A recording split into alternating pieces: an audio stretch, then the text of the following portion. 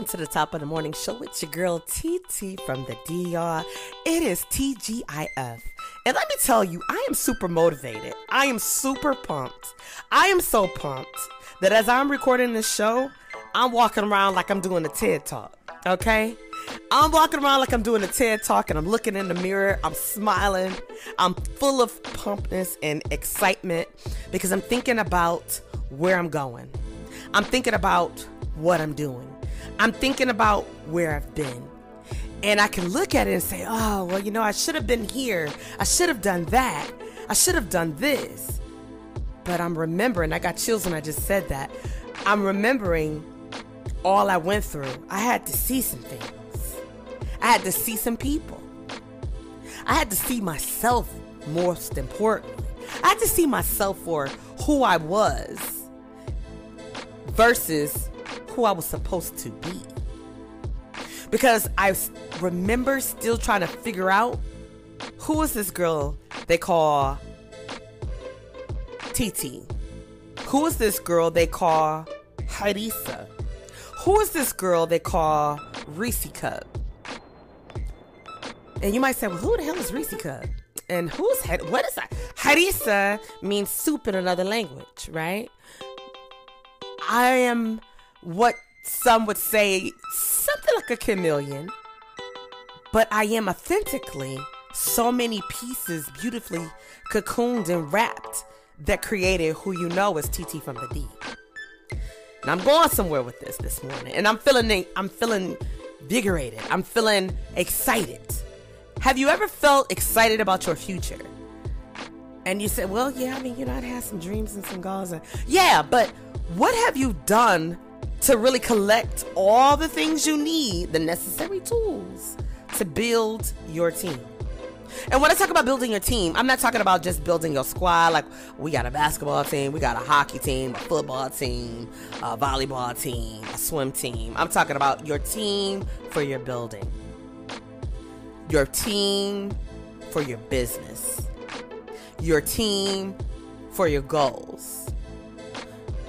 How many of you have created a vision board?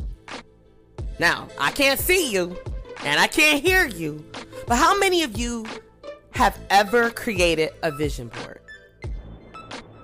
Now, that's rhetorical because, of course, I don't know what your answer is. I want you to take it a step further because I've had several vision boards. But I'm going to tell you what I realized. The very last vision board I've created, shout out to NJ, Monica Jones, one of the dopest women in the city of Detroit. She has an annual vision board party every year. She lost her mother, who went on to be with God, and it almost didn't happen this year. And we were all waiting, because look, we were waiting. Like, I know MJ gonna have her custom thing. We know this is what she does. This is her thing.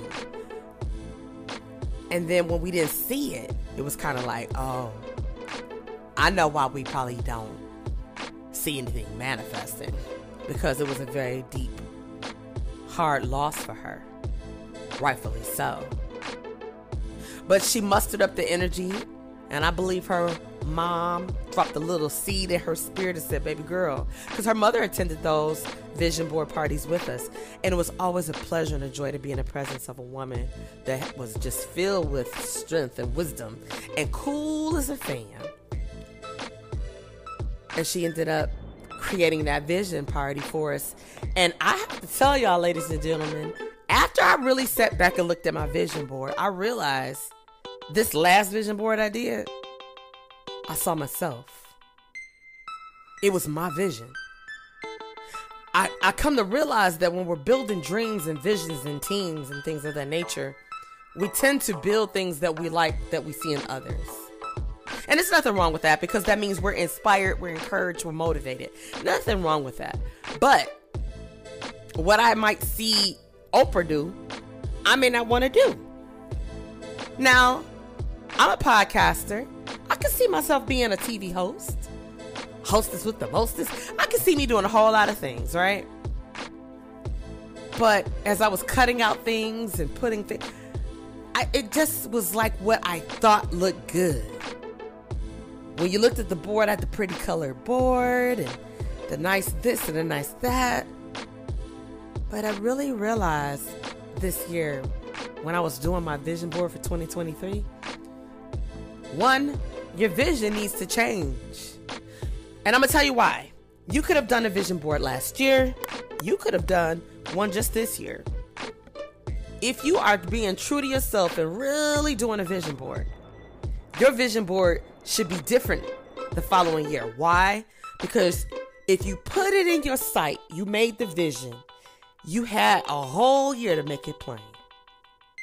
What did you do that was going to help you get one step closer to something that was on your vision board?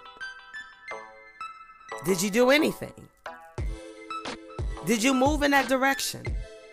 Or did you just say, yeah, it's something to do. It's camaraderie with my ladies. You know, it's a team effort, whatever that looked like, right? And then you realize like, yeah. When you're sitting there cutting and putting together your team, writing your vision, don't you write that vision and cut together and paste together a crew of people that people say or you see people predict you'll have or you should have. It's about what you see for you. Who works well with you? Who do you see helping you build? Who do you want to help build? It's a give and take situation when we're building teams. Yes, the blueprint is yours, but it took more than just you to write the blueprint because you had to bounce those ideas off of someone. Someone probably helped you figure out the recipe, the remedy. You get what I'm saying? So as we're building our teams, we got to look at the necessary tools and the people that we need, the things we need to be better. I'm going to share with you 9 steps on how to effectively build your team. Now, you can put these in whatever order you want, but teamwork makes the dream work. Y'all heard that? Now, I love seeing that when I feel like I'm a part of a team. I do not like to see that when I feel like I am the team. You saying, oh, we gonna do and we gonna do. I remember having a job one time and I was a part of a team. But at the end of the day, and I've always been told this, and it's just who I am, and it just makes me think like, you know, maybe I'm not supposed to be on teams. And I'll say, okay, let me take a moment and pause. Because you'll hear, yeah, we got to do this, and y'all do this, and we're going to come together, and blah, blah, blah. So everybody got their task, right? Their niche, their specialty. And then you're done, because you knocked that boy out the park, and you ready. And then somebody sees like, oh, you're already finished? And you're like, yeah. Well, can you assist so-and-so with their task? I can help them, yeah, but they must not be motivated because you're moving like a snail, or maybe that ain't your niche. Maybe that ain't your thing, but somebody told you it was. So you're not going to be as smooth and as fast-paced as the next man, woman, because that ain't even what you want to do. That's just like marrying somebody you don't even like. They want you to create a whole family with them, her or him, because it's a two-way street. So now you building and you looking like, if I close my eyes and I look across the room and I envision sitting on a summer wraparound porch in the beautiful countryside of Texas, let's just say.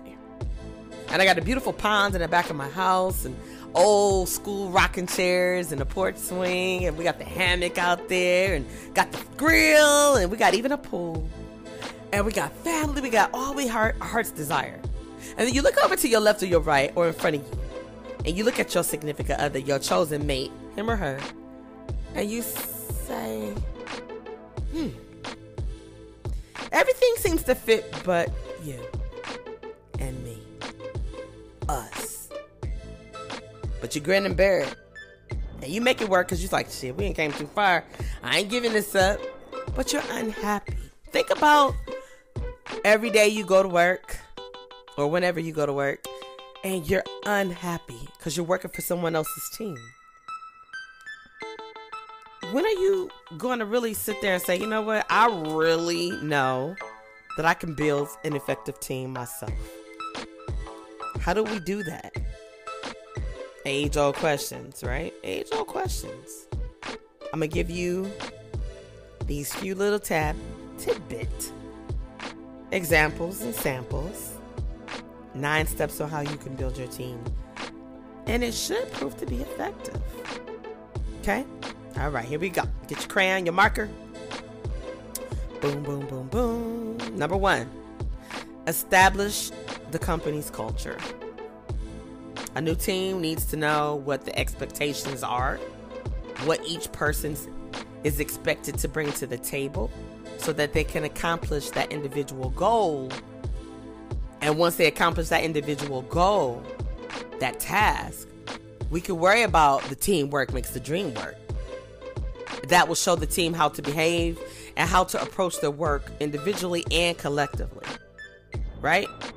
You can't always point the finger at the person who put the plan out there, but you can sometimes point the finger at the person who put the plan out there and created that team, because how did they go by creating the team? And what method did they choose, right? At the end of the day, the core values and morals and necessary tools have to be brought to the table. One person can't bring everything to the table to build an empire. It takes a team, but it takes a mighty strong team.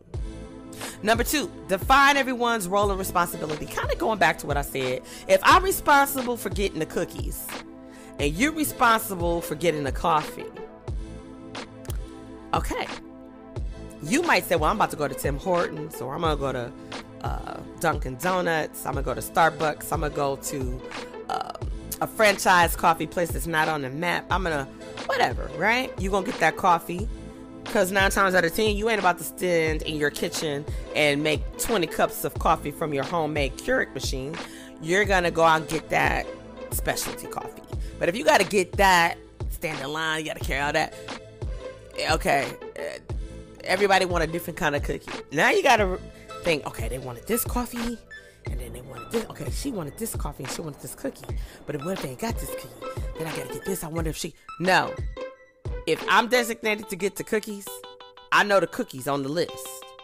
Even if that means I got to go to 2 or 3 places, I'm going to get the cookies. You, the coffee bringer, right? You focus on getting that coffee. Together as a team, we got what we needed because we both had an assigned task. Now, that's metaphorically speaking, I'm talking. Because, teamwork is collaborative. It's a collaborative connection. Combining beautifully, allowing 2 things to collide. Coffee and donuts, coffee and cookies, right?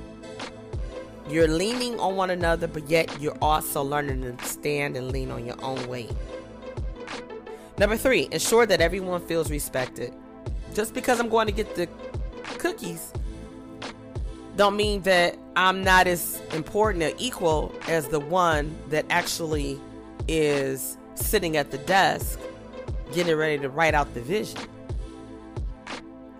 Perhaps the cookie I'm bringing is going to cure that little temporary hunger pain, but you need that cookie and then you need that coffee so that you can get yourself revved up and ready to rock and roll to work. But if you're sitting at that table ready to write that vision and you're hungry and you're like, oh, I could use a good cup of coffee, your mind is everywhere. Metaphorically speaking. We're not robots, no. We're not yes men and yes women. Well, some people are, but we're not. I'm talking to my go-getters this morning. You're a team member with your own individuality. You know how to work as one, but you damn sure know how to work as a collaborative team. And that will help prove to make a sturdy business. Number 4, stay organized. Some of y'all, oh my God, they be like, yeah, I keep my receipts in the shoebox. I keep my receipts in an envelope. That's good. You can take a step further. I keep them in a folder that's alphabetized, or a folder that's date set in order, January through December. Or I keep in categories. I went out for a lunch date with a client. This was a personal thing, a family thing. People organize things differently. And Organization is key to anything and everything, whether it's in your business or your personal life. It's key. It will keep you from getting overwhelmed, behind, and feeling lost and overwhelmed. Number 5, encourage your team members. Y'all gotta work hard and play hard. Nobody wants to work. We got a vision. We got a deadline. We gonna relax too. Yo, we gotta get this out, and it's due November. Okay, and here we are in January. I'm hypothetically speaking, giving you a timeline. So we're working from January to November. Now, for all the hard work we've done, let's create something for our team to celebrate our win. Whether it's a big win, a minute win, or we don't really win nothing additional outside of knowing that we could do the task that was given to us. So now we're going to do something that's going to help us with our team building skills, because we got to sharpen that. Remember, iron sharpens iron, right? So we're going to do something that's going to help us with that. And then we're going to move on to the next thing, planning for the next agenda, the next thing on our menu. But you got to let your hair down. You got to be able to be there and support each other individually, collectively, by having fun, relaxing, right? Understanding, having a lunch and learn, or, a dinner break, a happy hour moment, whatever that looks like, where you can sit back, there's no work, but we reflect and not talk about what we could have did, should have did, or no. Hey, we got one step closer to that goal. We got one step closer to that dream. We did that. And so we celebrate each other. Somebody's good at something, motivate them, encourage them, inspire them, remind them when they get caught up in their work or caught up in their life that, hey, I see what you did, or I heard about whatever. Remember to remind them that they are wonderful all by themselves, just as you remind them how amazing they are as a team. Okay? Number 6, communicate. Communication is key in every relationship, but it's really, really important to have effective communication when you're dealing with building your dream team. It's like you want to be in unison. You want to be able to finish each other's thoughts, so you can say, I know what they would do in this situation. They would do this. You want to be able to get to a point where you ain't even got to say what they would do. You just gonna do it. Like Nike say, just do it. Right? Figure the solution out when there's an issue that's trying to manifest. They'll sit there and say, well, we got to stop product. We got to stop production because so-and-so's not here. So that's why you don't let one person know everything in your team. You cross-train. That does not mean overwhelm your team members because you throwing 50 things at them. They can't master one. Now let them learn how to do one thing. They got that, boom, next. Okay, they got that, boom. Now they're cross-trained. They were able to get the gist of one thing, two thing, three thing. Now they're ready for the fourth thing. But if they got to put them all down and they got to resort back to number 2, they got that under their belt because they understand it. But if you give them everything and say, okay, figure it out. Let me show you this and show. Okay, I'm trying to process that. And we got some geniuses out there. Yes, we do. But if you want a great team and you building your team, you got to give your team the necessary things they need, because we have different learning styles as well. You could have this person because they got the look, but they don't have the action. You got the one person on the other hand that got the action, but they don't got the look. What do you do? Like, I can't have them go out there and do that. Hey, that's when you look and say, are we going to judge a book by its cover or what's inside the book? I'd rather see what's inside the book, because the cover could be amazing and I could have a book with blank pages. I could have a ratted and tatted outside cover, right? And have the most amazing substance inside. It's like a ratted and tatted Bible that's been through the family line. 30 years old, that's Bible and traveled, right? Traveling Bible. But the word stays the same. God's word doesn't change. The cover did. You might not even back to the Bible.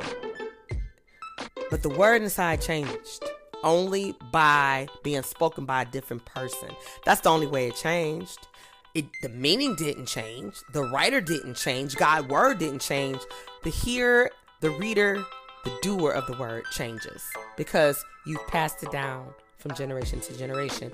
Just like when you're building your team and we talk about generational wealth, you're passing it down. But be careful. Don't pass it down to someone who's looking at it as just a big old paycheck. Soon as you kick the bucket, they're like, I'm selling this company. I ain't about to do this work. If your child, children, or family member, or whomever, is taking an interest in your business or what you're doing and they really putting in that work, they deserve that opportunity. Okay? Number 9, final number 9. This Friday, I want you to get ready to take a beautiful inhale and, Lord, it's Friday. TGIF. Value your team, the diversity. See, we work with people from all different walks of life, not just diversity as far as culture or their language, but we're talking about being different, right? And there's so many ways to look at people that are different, unique, creative. Everybody has a great value. You have to remember to value everybody individually as well as collectively when you're building out your team. And don't forget to value yourself. Understand also that your vision is your vision. God gave you the vision for you to write it and make it plain. If you got people who are lucky enough and you're blessed enough to help you with your vision, you're lucky. And if you don't have people that's ready to help you with your vision, you're still lucky. Why am I lucky, TT, if I have people, and I'm lucky if I don't have people? Because you have you. At the end of the day, it's just you, my friend. It's your dream, it's your vision. And like Nike said, just do it. That's all I have for you on this freaking Friday. I want you to have a wonderful, safe weekend. No matter what you do and where you go and who you with. And I will see you on the other side Monday morning at 6 a.m.